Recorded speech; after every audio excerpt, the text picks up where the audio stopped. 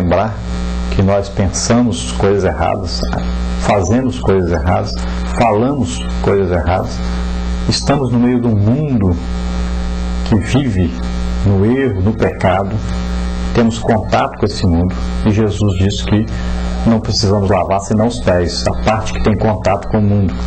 Então nós temos que sempre nos lembrarmos de estarmos na presença de Deus e nos arrependermos dos nossos pecados.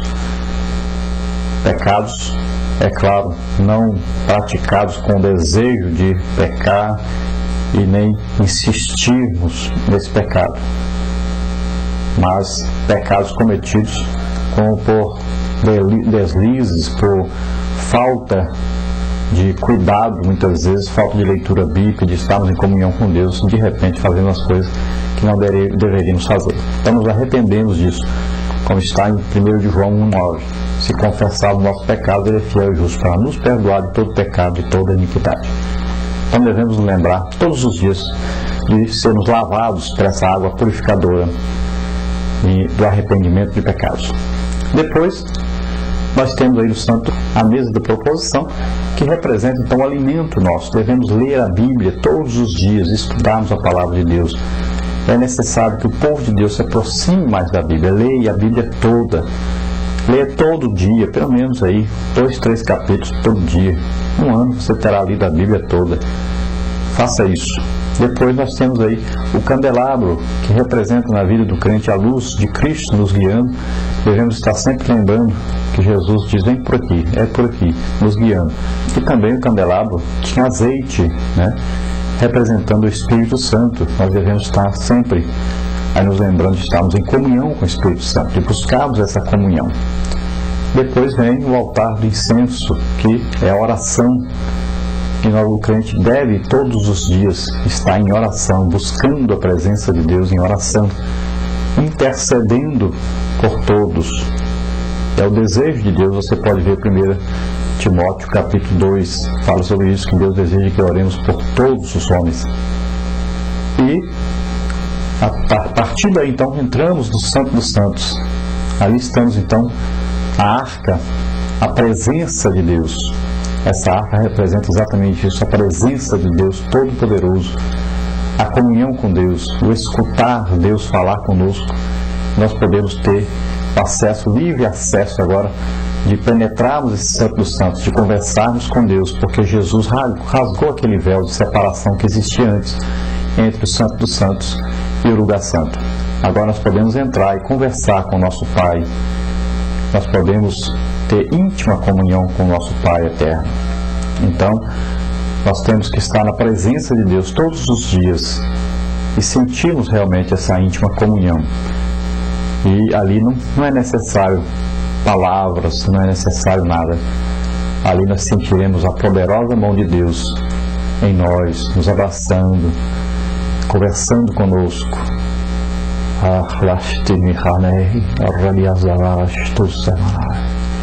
E não existe lugar melhor do que esse.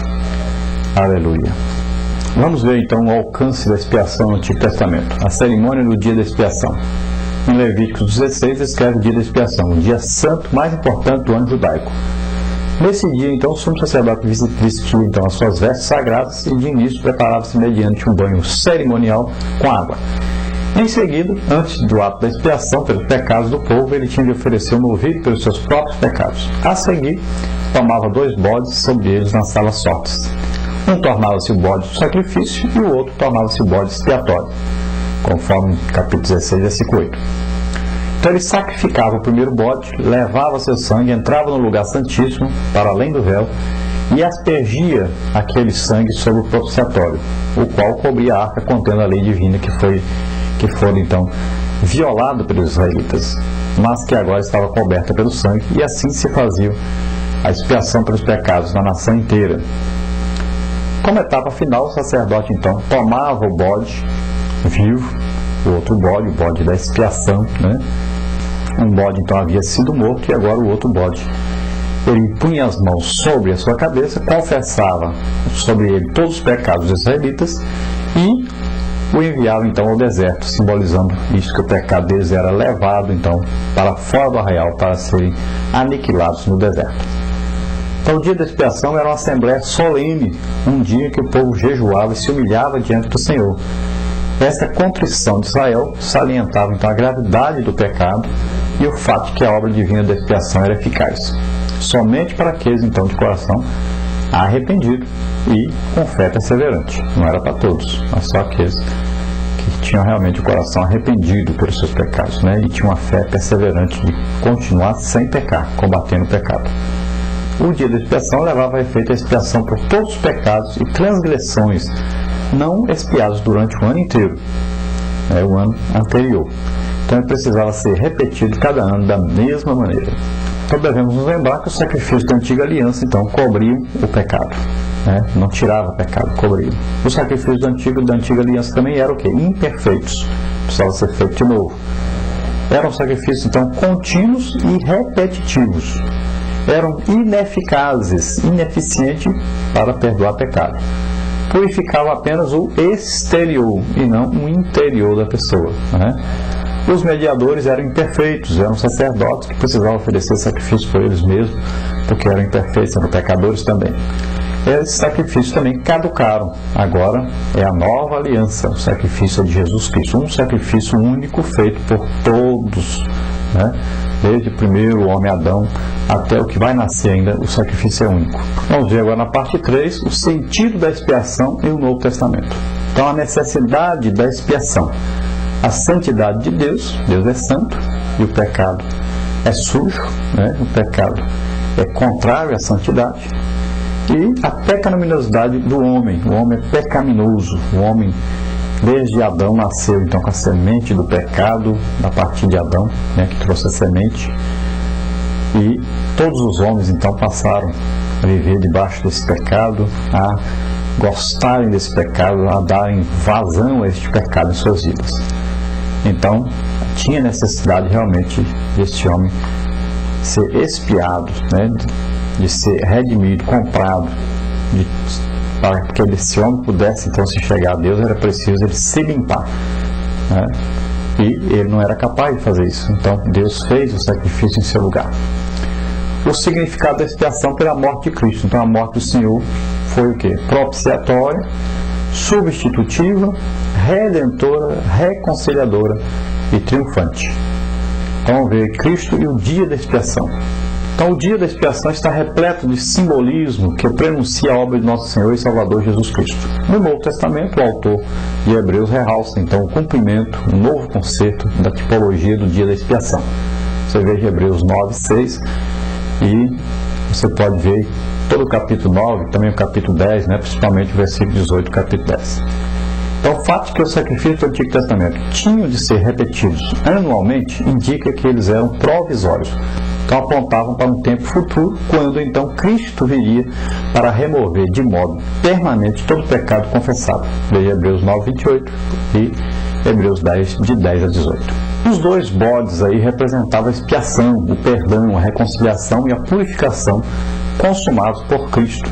O bode que era sacrificado representa a morte vicária, e o sacrificial então de Cristo pelos pecadores como remissão pelos seus pecados. Romanos 3, 24 a 26, Hebreus 9, 11, 12, 24 a 26. Então o bode expiatório, o outro bode, conduzido para longe, levando os pecados da nação, tipifica então o sacrifício de Cristo, que remove o pecado e a culpa de todos quantos se arrependem. Veja Salmo 103, 12, Isaías 53, 6, Isaías também versículos aí 11 e 12, no capítulo 53, veja João 1, 29 e Hebreus 9, 26. Os sacrifícios do dia da expiação proviam a cobertura pelo pecado e não a remoção do pecado. O sangue de Cristo derramado na cruz, no entanto, é a expiação plena e definitiva que Deus oferece à raça humana. Expiação esta que remove o pecado de modo permanente. Você vê Hebreus 10, 4 falando sobre isso. E versículo 10 e 11 também. Então Cristo como sacrifício perfeito, Hebreus 9, 26 fala que ele é perfeito, esse sacrifício. Hebreus 10, de 5 a 10 fala também da perfeição do sacrifício de Cristo. Então esse sacrifício pagou inteira a penalidade dos nossos pecados. Veja Romanos 3, 25 e 26, Romanos 6:23, que diz que o salário do pecado é a morte, mas o dom